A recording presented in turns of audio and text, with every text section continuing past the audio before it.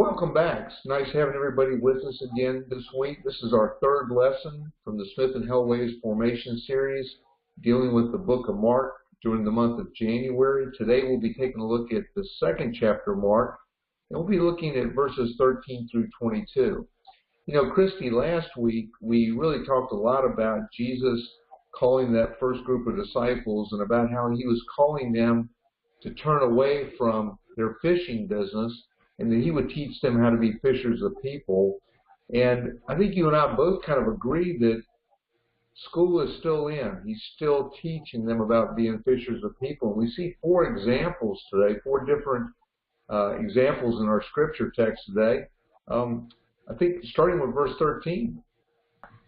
So we're back by the sea again, Joe. And in verse 13 it says, Jesus went out again beside the sea. The whole crowd gathered around him and taught him. And as he was walking along, he saw Levi, son of Alphaeus, sitting at the tax booth. And he said to him, "Follow me." And he got up and he followed him. So once again, we're seeing Jesus go out to where the people are, because as you recall, you know, the synagogues has they had kicked him out, and they didn't want him around. So he was out and about with the people, and he had taught with a crowd, and then went over to Levi and said, "Follow me." And again, I think you mentioned earlier that this was really a message of including people. He was with a large crowd, a crowd that, you know, Levi was not going to be a part of, because he was the despised toll person or tax collector, and they were the lowest of the lowest, and no one wanted to be around them and include them, and they were making a profit off of people. And so Jesus, we see the example of him going to the people again, and going to the person that the Pharisees and the scribes would least expect him to go to, and certainly gives Levi a new sense of hope, probably, that he wasn't even anticipating. And that sort of transitions us into the next couple of verses, Joe. Or what did you see in those first verses before we move forward? You know, I think, you know, everything you said is right there. I guess for me, I just thought a lot this week as I was reading this about how Jesus is being surrounded by all these people there at the seaside, and yet he has the presence of understanding to see off in a distance somebody who's not part of the crowd, somebody who probably didn't feel like they either deserved to be a part of the crowd, anybody wanted them to join them, and it just conjures up all kinds of everyday visions for me about how we sometimes harbor an attitude of exclusion, not meaning to, but Jesus really shows us to be a good fisher of people. We have to have compassion and empathy, and we have to see the people who aren't included. You know, in those next verses, 15 through 17, it says, "And as he sat at dinner in Levi's house, many tax collectors and sinners were also sitting with Jesus and his disciples, for there were many who followed him. When the scribes of the Pharisees saw that he was eating with sinners and tax collectors, they said to his disciples, 'Why does he eat with tax collectors and sinners?' When Jesus heard this, he said to them, 'Those who are well have no need of a physician, but those who are sick. I have come to call not the righteous, but the sinners.'" You know, I saw a couple of things here, Christy. What I took away from this are Jesus basically teaching his disciples that there are people who just don't have an open heart to hear the message. And then there are people who really want relief from whatever's going on in the world. And Jesus chose to hang out with the people who admitted they were sick.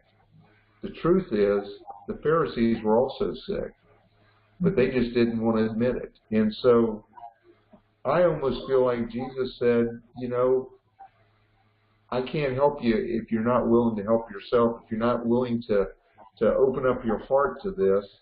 And so he went to the people who did. I also love the whole idea of eating. I'm just thinking a little bit about that in our customs of our everyday world, going out to eat with somebody is probably one of the most intimate things that we can do.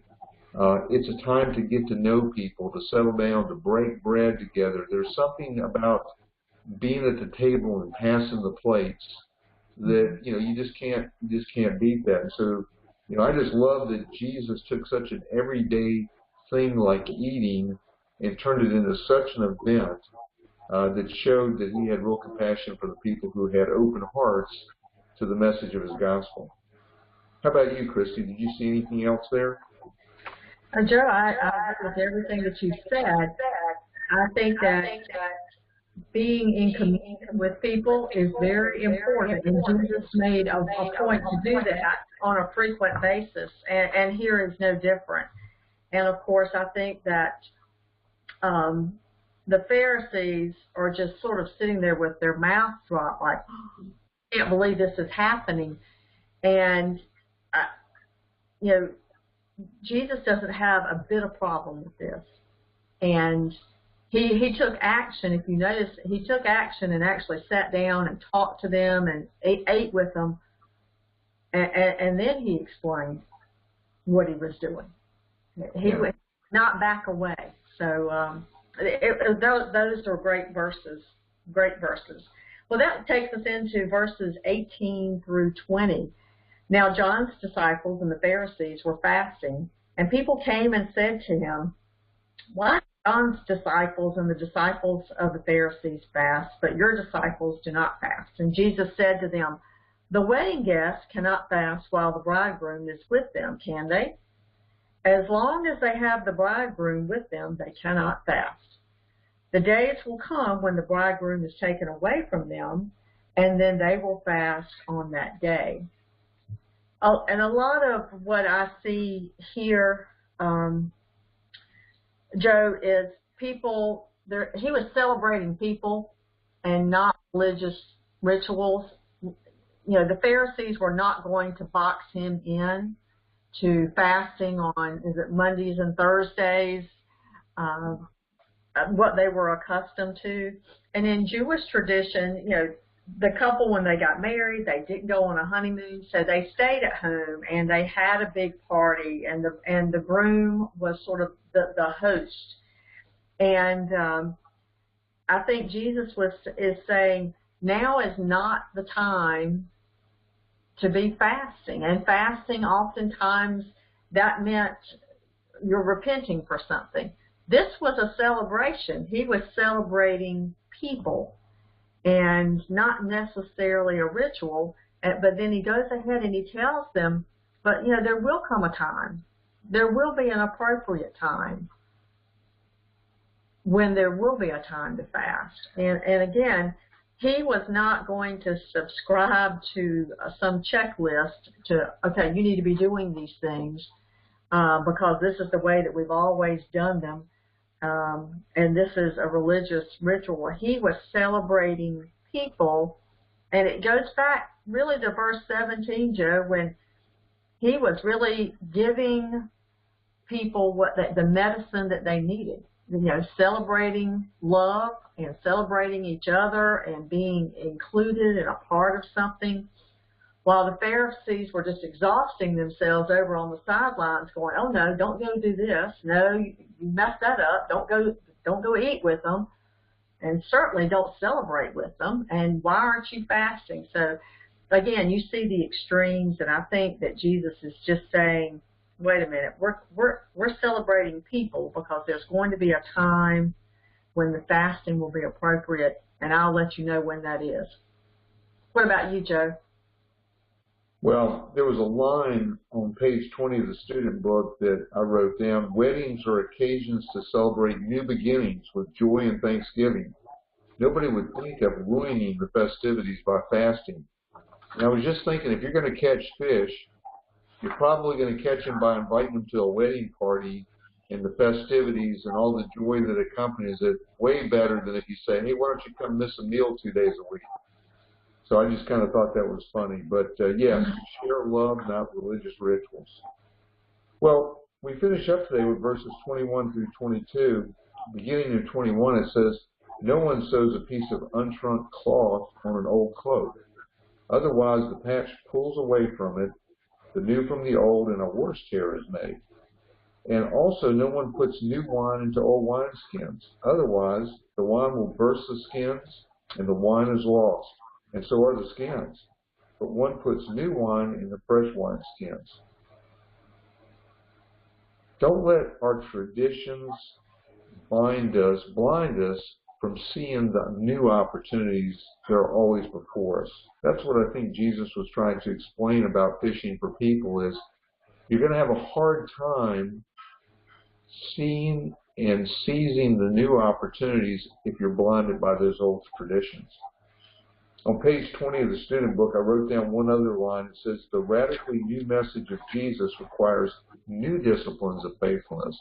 And Christie, I thought a little bit about that this week. What are the new disciplines of faithfulness? I'm not sure I've come up with a really satisfactory answer, but I'm going to kind of put that question to my class on Sunday, and hopefully we're going to spend some time thinking about that. But it is a radically new message, and it does require new disciplines of faithfulness. How about you? New patch, old wine skins. You see anything, or new wine? You see anything there? Yeah, I think he's really saying, I have a new message that's going to be a new beginning for you. It's okay to preserve the past, but don't let it blind you to what is ahead for the future. And don't let your, back to our whole theme of being fishermen here, don't let your fishing lines get all tangled up in checklists or rituals or things that are going to maybe be a barrier sometimes versus something that is more free-flowing and open, a more of an open heart concept or love or celebrating people. That's what I saw out of those verses. And then I think that really sort of gets to the heart of, what's the takeaway that we have for the week, Joe? And for me, I think it's more of a challenge of how do I follow Jesus's lead? I mean, we talked about 4 different things here that he did. He was very inclusive, and he went to where people had an open heart, and he welcomed a variety of people. He celebrated people, and he gave new beginnings to people. How can I do that? And how do I put aside my own personal biases or the fact that I may have to get outside my comfort zone? And, so often I think we go to church because that's where we are comfortable. But how can I be challenged in a new way, in a positive way, to be a good fisherman of people? How about yourself, Joe? What was your takeaway for the week? Yeah, my takeaway, many different individual things, but I think the overriding thing was, it's so easy to make villains out of these nameless, faceless Pharisees, right? Mm-hmm. And yet they were really so hung up in their traditions, their rituals, the things, the disciplines of their faithfulness, none of which are bad, most of which are pretty good actually, but it clouded their vision. They got judgmental about people who didn't meet their standards. They got very inclusive. And Jesus said, we need new wineskins.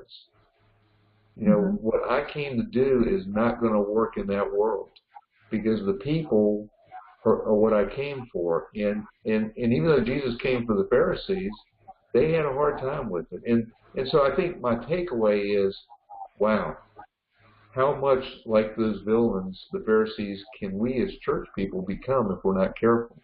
If we're really going to be fishers of people, we have to be very careful not to mimic those attitudes, and we need to be open to the new disciplines of faithfulness, whatever they turn out to be. So, yeah, so that was it for me. Just a good reminder, Jesus really blew it up when he showed up, and today we have to continue to blow it up, not losing the good part of our faith, but being open to how we can love people, because ultimately that's what he wants us to do.